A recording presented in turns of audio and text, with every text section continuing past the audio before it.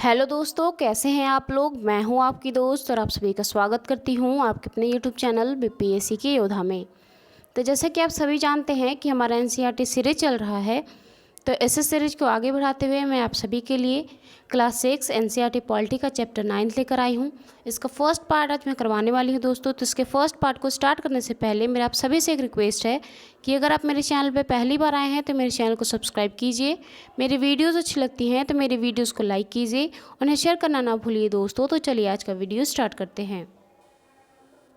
आज का जो हमारा चैप्टर है दोस्तों, उसका नाम है शहरी क्षेत्रों में आजीविका। जैसा कि आप सभी को पता है कि हमने पिछले चैप्टर में ग्रामीण क्षेत्रों में आजीविका के बारे में पढ़ा था। हमने देखा था कि ग्रामीण क्षेत्रों में लोग अपनी आजीविका को चलाने के लिए किस प्रकार से कार्य करते हैं, किस प्रकार से जो है उन जिनके पास ज़मीन नहीं होता है वो अपने जीवन को कैसे चलाते हैं, और जिनके पास सीमांत जो है कृषक होते हैं, जिन समान ज़मीन होता है, वो अपने जीवन को कैसे चलाते हैं। जो बड़े बड़े ज़मींदार होते हैं वो किस प्रकार से अपने जीवन को व्यतीत करते हैं। तो हमने ग्रामीण क्षेत्रों में देखा था, लेकिन आज हम शहरी क्षेत्रों की आजीविका की बात करेंगे। हाँ, आप सभी को पता है कि हमारे भारत में 5000 से ज़्यादातर शहरें पाई जाती हैं। इन 5000 शहरों में अगर हम जनसंख्या घनत्व वाली शहरों की बात करें तो मुंबई है, चेन्नई है, दिल्ली है, ये सब में बहुत ज़्यादा जनसंख्या पाई जाती है। तो यहाँ पे बहुत सारे लोग होते हैं और सब लोग जो है विभिन्न प्रकार के होते हैं। उनकी जो है आर्थिक स्थिति भी अलग होती है सबकी, तो सब एक जैसे अपने जीवन को व्यतीत नहीं करते हैं, लेकिन फिर भी वो अपनी आजीविका को चलाने के लिए किस प्रकार से कार्य करते हैं। शहरों में आप देखेंगे तो विभिन्न प्रकार के दृश्य दिखेंगे। कुछ आपको यहाँ पे एक चित्र दिखाया गया है दोस्तों, इस चित्र को देखिए। यहाँ पे इस चित्र को ध्यान से देखिए। कहीं पे आपको बहुत बड़ी बड़ी बिल्डिंगें दिख रही हैं, कहीं पे उद्योग दिख रहे हैं, कहीं पे लोग ठेले पे कुछ बेच रहे हैं, कोई बस चला रहा है ना, तो कोई यहाँ पे कुछ और बना रहा है। तो बहुत सारे के जो है कार्य जो है शहरों में आपको दिखने को मिलेंगे। और शहरों में जो है गाँवों के मुकाबले ज़्यादातर जनसंख्या होती है और भीड़ भी होती है। वहाँ पर आपको स्कूल भी दिखेंगी, हर तरह की सुविधा दिखेंगी। वहीं जो है वैसे लोग जो अपनी जो है आजीविका नहीं चला पाते हैं, वो छोटे छोटे जो है काम करते हैं और वो अपनी आजीविका को चलाते हैं। तो इस चैप्टर के बारे में हम शहरी क्षेत्रों में जो लोग रहते हैं उनकी आजीविका किस प्रकार से चलती है, वो अपने जीवन को किस प्रकार से चलाते हैं, उसके बारे में हम पढ़ने वाले हैं दोस्तों। तो आइए इस चैप्टर को स्टार्ट करते हैं। हमारा जो टॉपिक है दोस्तों, सड़कों पे काम करना है ना। तो इस टॉपिक को देखते हैं। इस टॉपिक को देखने से पहले यहाँ पे एक चित्र लगा हुआ है, इसको देखते हैं दोस्तों। यहाँ पे देखिए किस प्रकार से इस व्यक्ति के द्वारा जो है रोड पे अपना कार्य किया जा रहा है। यहाँ पे एक व्यक्ति अखबार बेच रहा है, एक यहाँ पे फूल बेच रही है ना। तो जो लोग जो है रोड के किनारे विभिन्न प्रकार के कार्य कर रहे हैं। यहाँ पे जो है वाहन जा रही है, तो कुछ सफाई कर्मी है जो सफाई कर रहे हैं, कुछ जो है ऑटो चला रहे हैं, ऑटो चालक हैं, है ना। इस प्रकार के जो है कार्य जो है शहरों में किए जाते हैं। ऐसे लोग जिनकी आर्थिक स्थिति सही नहीं है, वो जो है रोडों पे अपनी रेडी लगा कर रहते हैं, वहीं उसी से जो है उनकी आजीविका चलती है दोस्तों। तो यहाँ पे एक बच्चे के द्वारा एक स्टोरी बताया जा रहा है कि वो शहर में किस प्रकार से गई थी और वहाँ पे जो है घूमने गई तो उसे विभिन्न प्रकार के दृश्य देखे। कोई जो है सब्जी बेच रहा था, तो कोई फूल बेच रहे थे, है ना। जो है लोग विभिन्न प्रकार के कार्य में संलिप्त थे, है ना। तो आइए इसको देखते हैं दोस्तों। यहाँ पे कहा जा रहा है कि यह वह शहर है जिसमें मेरी मौसी और बहन रहती है। मैं यहाँ गिनी चुनी बार आई हूँ। यह बहुत बड़ा शहर है। एक बार जब मैं यहाँ आई थी तो मेरी मौसी और बहन ने मुझे घुमाने के लिए जो बोला है कि मैं तुम्हें घुमा दूँगी, तो वो मुझे घुमाने के लिए ले गए बाहर। जैसे ही हम मुख्य सड़क की तरफ मुड़े, हमने देखा कि वहाँ काफ़ी चहल पहल थी। तो एक लड़की है जो अपने मासी की घर पे गई थी और वहाँ पे जो है उन्होंने इसको घुमाने जो है ले गई। तो इसने जैसे ही रोड पे निकला तो देखा कि बहुत ही चहल पहल थी। सब्जी बेचने वाले अपने जो है रेहड़ी पर टमाटर, गाजर व खीरे को सजाने में व्यस्त थे, ताकि लोग उन्हें देखें और उनकी तरफ आकर्षित हो और उनके सामान को खरीदे, है ना। वहीं पे जो है उसके बगल में एक फुटपाथ पर एक फूल बेचने वाली बैठी थी, जो रंग बिरंगे जो है सुंदर सुंदर फूल बेच रही थी। उससे हमने जो है लाल और पीला जो है गुलाब लिया। तो ये लड़की बोल रही है कि हम जब रोड पे निकले तो वहाँ पे हमने देखा कि एक व्यक्ति था जो अपने रेहड़ी पे जो है सब्जियों को, फलों को जो है सजाने में व्यस्त था, ताकि जो लोग आएँ और उनके जो है आकर्षित हो उनकी तरफ, उनके सामानों को खरीदे। वहीं अगर उनके बगल में देखें तो एक फूल बेचने वाली थी जो रंग बिरंगी फूल जो है बेच रही थी, है ना। सड़क के दूसरी तरफ पटरी पर एक व्यक्ति अखबार बेच रहा था और वहाँ चारों ओर जो है उसे घेरे हुए थे। हर कोई अखबार को पढ़ना चाहता था और वहाँ से बसें जो है ज़ोर ज़ोर से हॉर्न मारती हुई गुजर रही थी। तो ये बोलती है कि सड़क की अगर दूसरी तरफ देखें तो वहाँ पे अखबारें बेची जा रही थी, जहाँ पे लोग बहुत जो है भीड़ लगाए हुए थे अखबार पढ़ने के लिए, है ना। ऑटो रिक्शा स्कूल के बच्चों से ठसाठस भरा हुआ था। पास के पेड़ के नीचे एक मोची छोटे से टीन के बक्से में अपना सामान रख कर निकाल कर रखा हुआ था, ताकि कोई आए और उसको जो है अगर सिलना हो तो, है ना। वही सड़क के किनारे नाई अपना काम शुरू कर चुका था। उसके पास एक ग्राहक पहले से ही था जो बहुत सुबह सुबह दाढ़ी बनवाना जो है चाहता था। सड़क के थोड़ी दूर जाकर एक औरत ठेला गाड़ी में प्लास्टिक की बोतलें, डिब्बे, बालों की पिन और चिमटी ले जा रही थी, है ना। वहीं पर एक दूसरा व्यक्ति घर घर बेचने के लिए साइकिल पर जो है सब्जियां ले जा रहा था। तो ये इसने जो है इतने ही दूर में बहुत सारे दृश्य देख लिए। कहीं पे कोई व्यक्ति जो है ठेले पे जो है सब्जियां सजा रहा था, तो कोई फूल बेच रहा था, दूसरी तरफ कोई मोची बैठा हुआ था, है ना। तो उसी के साइड में जो है एक नाई बैठा हुआ था जो एक व्यक्ति का दाढ़ी भी बना रहा था। वहीं पे अगर एक व्यक्ति था जो है अखबार बेच रहा था, कुछ जो है साइकिल से सब्जियां घर घर जाकर पहुंचा जा रहे थे। तो सभी जो है अपने अपने आजीविका के लिए जो है वहाँ पे कार्य कर रहे थे, है ना। हम उस जगह पर आ गए जहाँ पर रिक्शे वाले कतार में खड़े होकर ग्राहक का इंतजार कर रहे थे। अब ये वहाँ पे जाती है जहाँ पे रिक्शा कतार में लगा हुआ था। वहाँ पे जो है लोग ग्राहक के इंतजार कर रहे थे, कोई आया, उनके रिक्शे पर बैठे। हमने एक बार बाज़ार जाने के लिए तय किया। बाज़ार से वो 2 किलोमीटर दूर था। ये बोलती है कि मैंने एक रिक्शे को तय किया जो बाज़ार जाने के लिए वहाँ से 2 किलोमीटर दूर पड़ता था, है ना। यहाँ पे एक रिक्शे वाले की कहानी दी गई है दोस्तों। बच्चू मांझी एक रिक्शा वाला है। तो आइए इसके बारे में देखते हैं कि ये अपने आजीविका को किस प्रकार से चलाता है और ये कहाँ का रहने वाला है ना। ये बच्चू मांझी कहता है कि मैं बिहार के गांव से आया हूँ जहाँ मैं मिस्त्री का काम करता था। मेरी बीवी और 3 बच्चे गांव में ही रहते हैं। ये बोलता है कि मैं बिहार से आया हूँ और इससे पहले मैं रिक्शा चलाने से पहले मिस्त्री का काम करता था। मिस्त्री किसको कहते हैं दोस्तों? जो भवन निर्माण के कार्यों में जो है काम करते हैं ना, जो घर बनाते हैं, उनको मिस्त्री कहा जाता है। हमारे पास ज़मीन नहीं है। गांव के जो है मिस्त्री गिरी का काम जो है लगातार नहीं चलता है, जिससे जो है हमारे परिवार के लिए पूरी जो है कमाई नहीं पड़ती है। तो इसके लिए जो है मुझे बाहर आना पड़ा और काम करना पड़ा, है ना। जब मैं शहर पहुँचा तो मैंने एक पुराना रिक्शा ख़रीदा और उसके पैसे जो है किस्तों में चुकाए। यह काफ़ी साल पहले की बात है।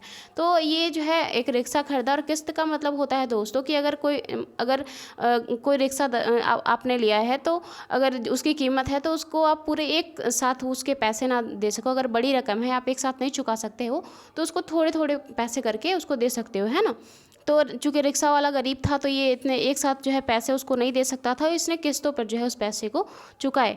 फिर कहता है कि रोज़ सुबह बस स्टैंड पर जो है पहुंच जाता हूं और वहां ग्राहक जहां भी जाना चाहते हैं उन्हें मैं वहां छोड़ देता हूं।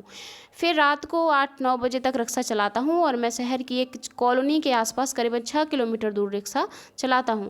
दूरी के हिसाब से हर ग्राहक मुझे 10 से 30 रुपये तक देते हैं। और जब तबीयत ख़राब हो जाती है तब मैं यह काम नहीं कर पाता हूँ, जिससे मेरी कमाई उस टाइम जो है बिल्कुल भी नहीं हो पाती है। तो ये कह रहा है कि मैं सुबह सुबह उठ जाता हूँ और बस स्टैंड चला जाता हूँ। वहाँ पे जो भी व्यक्ति जहाँ भी जाने चाहते हैं मैं उनको वहाँ पे छोड़ देता हूँ और वो जो है मुझे 10 से 30 रुपये तक देते हैं दूरी के हिसाब से, है ना। अब ये कहता है कि मैं अपने दोस्त के साथ किराए के कमरे में रहता हूँ। वे सब पास की फैक्ट्री में काम करते हैं। रोज़ जो है 200 से 300 रुपये तक मेरी कमाई हो जाती है, जिसमें से 100 से जो है 150 रुपये तक, यानी कि 150 रुपये तक खाने और किराए में खर्च हो जाता है। तो ये 200 से 300 तक कमाता ही है और 150 इसके खर्च ही हो जाता है। अब इसके पास बचते कितने हैं दोस्तों? बाकी मैं जो है परिवार के लिए भेज देता हूँ। तो इसके पास कितने बचते हैं? 50 रुपये परिवार के लिए भेजता है। साल में 2-3 बार मैं अपने परिवार से मिलने गाँव जाता हूँ। जो पैसा शहर में से भेजता हूँ मेरे परिवार उसी पर जो है जीता है। कभी कभी मेरी बीवी खेतों में मजदूरी का काम थोड़ा बहुत कर लेती है। तो ये कह रहा है कि मैं 200 से 300 कमाता हूँ, लेकिन उसका जो है 150 तक मैं किराए और खाने में ही ख़त्म हो जाते हैं। लेकिन जो पैसे बचते हैं वो अपनी फैमिली के लिए भेज देता हूँ और मेरी फैमिली जो है इसी में जो है अपना भरपाई कर लेती है। और अगर जब कुछ काम का समय आता है, सीज़न आता है, तो मेरी बीवी जो है खेतों में काम कर लेती है। दोस्तों ये जो है बच्चू मांझी की कहानी थी। ये बच्चू मांझी की कहानी थी, है ना। ये बिहार का रहने वाला रिक्शा वाला किस प्रकार से अपने जीवन को व्यतीत करता है इसने बताया। चूँकि ये एक कुशल कारीगर भी था, जो है मिस्त्री भी था, फिर भी इसे जो है इस प्रकार के कार्य करने पड़े, क्योंकि जो है मिस्त्रीगिरी का कार्य हमेशा इसको गाँव में नहीं मिलता था, है ना। जिससे इसकी फैमिली के जो है खर्चे नहीं चलते थे। इसके मजबूरन होकर इसे जो है बाहर आना पड़ा काम करने के लिए। अभी तो हमने बच्चू मांझी की कहानी देखी दोस्तों, लेकिन बच्चू मांझी की तरह बहुत सारे ऐसे दोस्त जो है लोग हैं जो शहरों में जो है अपने आजीविका चलाने के लिए इस प्रकार के कार्य करते हैं।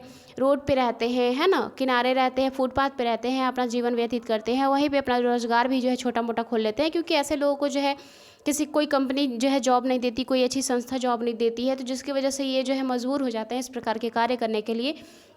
और उसमें भी ये रोड के किनारे कार्य करते हैं, तो पुलिस द्वारा इन्हें कभी भी जो है वहाँ से हटा दिया जाता है, जिससे इन्हें फिर से एक स्थान ढूँढना पड़ता है, फिर से अपने जो है जो भी ये काम करते हैं उस कार्य को फिर से वहाँ पे स्थापित करना पड़ता है ना। तो इस प्रकार की मुश्किलें इनके साथ आती रहती हैं दोस्तों। तो यहीं पे कहा जा रहा है कि बच्चू मांझी की तरह शहर में कई सारे लोग सड़क पर काम करते हैं। वे चीज़ बेचते हैं, मतलब जो भी वो बेचना चाहते हैं वो बेचते हैं, और उसी से जो है उनकी आजीविकाएँ चलती हैं दोस्तों। वो चीज़ बेचते हैं या उनकी मरम्मत करते हैं या कोई सेवा देते हैं, या फिर आप सेवा में देखो रिक्शा ही है तो रिक्शे वाले भी सेवा ही दे रहा है ना, एक स्थान से दूसरे स्थान पे पहुंचाने का कार्य कर रहा है। वे स्वरोजगार में लगे होते हैं, वे वो अपना खुद का रोजगार जो है चलाते हैं, किसी दूसरे पे वे डिपेंड नहीं होते हैं। उनको कोई दूसरा व्यक्ति जो है रोजगार देता ही नहीं है, इसीलिए उन्हें अपना खुद का ही जो है रोजगार खोलना पड़ता है, चलाना पड़ता है। वो भी, या फिर वो कुछ भी हो, या मोची के रूप में हो, या नाई के रूप में हो, या फिर रिक्शे वाले के रूप में हो, है ना। ये खुद योजना बनाते हैं कि कितना जो है माल खरीदे और वह कहाँ कैसे अपनी दुकानें लगाएंगे। उनकी दुकानें जो है अस्थायी होती हैं। कभी कभी वे टूटे फूटे गत्ते के डिब्बे या बक्से पर कागज़ फैलाकर दुकान बना लेते हैं, तो या फिर कभी खंभों पर जो है तिरपाल या प्लास्टिक चढ़ाकर दुकान बना लेते हैं, है ना। वे अपने ठेले या सड़क की पटरी पर भी जो है प्लास्टिक बिछाकर काम चला लेते हैं। चूँकि उनके पास कोई स्थायी जो है जगह नहीं होती है दोस्तों, तो वो कहीं भी जहाँ उनको लगता है कि यहाँ पे थोड़ी दिन चल जाएगा, तो वहीं पे जो है वो कुछ इस प्रकार की व्यवस्था कर कर वहाँ अपनी दुकान जो है बना लेते हैं। उनको पुलिस कभी भी अपनी दुकान हटाने के लिए कह देती है। उनके पास कोई सुरक्षा नहीं होता है, क्योंकि वो जो है सरकारी ज़मीन पे रहते हैं दोस्तों, तो वहाँ पे कुछ कार्य होता है तो पुलिस द्वारा उन्हें वहाँ से हटा दिया जाता है। तो फिर वो फिर से जो है जगह की तलाश में इधर उधर भटकते हैं, और फिर जहाँ उन्हें जगह मिलता है वहाँ फिर से जो है अपने रोजगार को फिर से स्थापित करते हैं ना। कई ऐसी भी जगहें हैं जहाँ ठेले वालों को घुसने ही नहीं दिया जाता है। ठेले वाले जो चीज़ें बेचते हैं वे अक्सर ही घर पर उनके परिवार वाले बनाते हैं। परिवार वाले चीज़ों की खरीद पर साफ जो है करके और छाट करके बेचने के लिए तैयार करते हैं। उदाहरण के लिए जो सड़कों पर खाना या नाश्ता बेचते हैं वह ज़्यादातर घर पर ही बनाया जाता है। तो ये बोल रहे हैं कि चूँकि इन्हें कोई स्थायी जगह नहीं होती है इनकी, तो ये जो भी रोज़गार करते हैं, या फिर कोई मान लीजिए कोई कुछ खाना रोडों पे बेचता है, जैसे कुछ समोसे वगैरह बेचता है, तो वो अधिकतर जो होते हैं वो घर से ही बना कर लाते हैं। और तो मतलब वहीं रोड पे भी बना लेते हैं, लेकिन अधिकतर को आप देखेंगे तो वो घर से ही बनवा कर लाते हैं और वहाँ पे बस बेचते हैं, है ना। यहाँ पे एक चित्र बनाया गया है दोस्तों। ऐसे लोग जो रोडों पे रह के काम करते हैं, वो ऐसी जगह पे जो है रात को सो लेते हैं और सुबह उठते हैं, फिर इसी जगह पे जो है अपना कार्य कर लेते हैं, है ना। तो यहाँ पे एक जो है अहमदाबाद शहर का एक सर्वेक्षण से पता चलता है दोस्तों कि किस प्रकार से लोग जो है अपनी आजीविका को चलाने के लिए रोडों पे काम करते हैं। और फिर जो है चूँकि पुलिस द्वारा कभी भी उनको हटा दिया जाता है, तो सरकार एक ऐसा जो है कानून बनाने के पक्ष में होती है कि भाई उन जो है फुटपाथ पे जो है उनके कुछ क्षेत्र जो है सीमित कर दिए जाए, उनके लिए जो है आरक्षित कर दिया जाए कि वहीं पे वो लोग जो है अपना जो है ठेला जो भी उनको कार्य करना है वहाँ पे जो है कर सकते हैं, है ना। तो यहाँ पे कहा जा रहा है कि अहमदाबाद शहर के एक सर्वेक्षण में पाया गया है कि काम करने वालों में से 12% लोग सड़कों पर ही काम करते हैं। तो जो शहर में अधिकतर जो काम करते हैं उनमें जो सड़कों पर काम करने वालों की परसेंटेज जो है 12% है, और वो ऐसे लोग होते हैं जो सिर्फ शहरों जो है सड़कों पर ही काम करते हैं दोस्तों, है ना। आगे कहा जा रहा है कि हमारे देश के शहरी इलाकों में लगभग 1 करोड़ लोग फुटपाथ और ठेलों पर सामान बेचते हैं। अभी हाल फिलहाल तक जो है गलियों और फुटपाथ पर इस काम को यातायात और पैदल चलने वाले लोगों के लिए रुकावट माना गया है। ऐसे लोग जो है रोड के किनारे काम करते हैं, अपना फुटपाथ पे जो है सामान बेचते हैं, तो ऐसा माना गया कि जो लोग जिनको जो है पैदल चलना होता है रोड पे, उनके लिए जो है रुकावट पैदा हो सकती है, उनको जो है जगह नहीं मिलती है जाने के लिए, है ना। लेकिन कई संस्थाओं के प्रयास से अब इसको सभी के लिए जो है उपयोगी और आजीविका व कमाने के आधार के रूप में देखा जा रहा है। लेकिन कोई एक संस्था थी जिन्होंने जो है आवाज़ उठाई कि भाई आप उनको वहाँ से हटा दोगे तो उनके पास तो अपनी ज़मीन है नहीं, वो कहाँ जाएंगे, अपनी जो है रोज़गार कहाँ पे खोलेंगे, आप उसको जो है जॉब दे नहीं रहे हो, तो वो जो है अपनी आजीविका किस प्रकार से चलाएंगे, है ना। तो सरकार ने इसको जो है आजीविका चलाने के रूप में देखा, तो फिर जो है इस प्रकार के कार्य जो है बोले कि हम इसको नहीं हटाएंगे, है ना। सरकार भी उस कानून को बदलने पर विचार कर रही है। कि फिर जो रेहड़ी रेहट लगाने वाले लोग हैं उनको उनके जो है उस स्थान से हटाया ना जाए, जिससे उन पर प्रतिबंध लगा हुआ था, है ना। कानून में बदलाव आने से उनके पास काम करने की जगह होगी और यातायात एवं लोगों का आवागमन भी सहज रूप से हो जाएगा। ऐसा सुझाव है कि शहरों में कुछ इलाके फुटपाथ और ठेलों पर सामान बेचने वालों के लिए जो है तय कर दिए जाए कि बस यहाँ पे जो है वही लोग जो है रेहड़ी लगा सकते हैं, फुटपाथ वाले लोग जो है यहाँ पे सामान बेच सकते हैं, उनके लिए ये जगह जो है आरक्षित है ना। यह भी सुझाव है कि उन्हें खुले रूप से जो है आने जाने की अनुमति हो और वे लोग उन समितियों में रखे जाए जो इन मुद्दों पर निर्णय लेती हैं। तो जब जो है कुछ संस्थानों द्वारा जो कहा गया है कि आप इनको जो है ऐसे हटा दोगे तो ये अपनी आजीविका किस प्रकार से चलाएंगे, क्योंकि आप तो इन्हें कहीं रोजगार दे नहीं रहे हो। तो जब ये स्वरोजगार कर रहे हैं तो इनके लिए कुछ जो है स्थान चाहिए जहाँ पे ये रोजगार कर सके, तो आप इनको ऐसे हटा दोगे तो इनकी रोजगार जो है छिन जाएगी इनसे, तो अपनी आजीविका किस प्रकार से चलाएंगे। तो सरकार ने इस स्थल को जो है आजीविका के रूप में देखा और फिर ये जो सुझाव इनको लगता है कि हाँ भाई अब यहाँ से इनको नहीं हटाना चाहिए, कुछ जो है क्षेत्र इनके लिए तय कर देने चाहिए कि ये लोग ही यहाँ पे जो है अपना कार्य करेंगे, है ना। अगला जो हमारा टॉपिक है दोस्तों वो है बाजार। अब हम देखते हैं बाजार के बारे में। तो वह बच्ची जो अपने मौसी के साथ जो है बाज़ार घूम रही थी, जो है शहर में निकली हुई थी शहर को देखने के लिए, वो बाज़ार में पहुंचती है और वो कह रही है कि जब हम बाज़ार पहुँचे तो दुकान अभी खुल ही रही थी, लेकिन त्यौहार के कारण यहाँ पे बहुत भीड़ हो चुकी थी। वहाँ मिठाई, खिलौने, कपड़े, चप्पल, बर्तन, बिजली के सामान इत्यादि जो है दुकानों की कतार में जो है लगे हुए थे और वो जो है बिक रहे थे। एक जो है कोने में दांत के डॉक्टर का क्लिनिक था। मेरी मौसी और मेरी बहन ने उनसे पहले से ही समय ले रखा था क्योंकि उनको दांत की जो है चेकअप करवानी थी। तो जो है उनके जो है टाइम ना चला जाए, उनका जो है उनके जगह पे कोई और ना चला जाए, वो इसलिए जो है वहाँ पे वो कतार में खड़ी रहती हैं, जिससे जो है हमारी बारी ना चला जाए। हमें थोड़ी देर एक कमरे में इंतज़ार करना पड़ा। डॉक्टर ने उसके दांत का परीक्षण किया और दांत का जो है छेद भरने के लिए अगले दिन बुलाया। तो उसकी मौसी के दांत में जो कुछ होगा प्रॉब्लम, तो उसको जो है भरने के लिए उसको अगले दिन बुलाया। बहुत जो है उसकी मौसी जो है बहुत डर गई थी क्योंकि उसने सोचा कि एक तो अपना दांत खराब होने दिया और ऊपर से जो है इतना दर्द भी सहना पड़ेगा, है ना। डॉक्टर के यहाँ से हम सिले हुए कपड़े के एक शोरूम में चले गए क्योंकि हमें सिले सिलाए कपड़े खरीदने थे। तो वो जो है बच्ची कह रही है कि अब हम एक शोरूम में गए हैं जहाँ पे सिले सिलाए कपड़े मिलते हैं, चूँकि उनको खरीदना था, है ना। इस शोरूम में 3 मंजिलें इमारत थी। हर मंजिल में अलग अलग तरीके के कपड़े मिलते थे।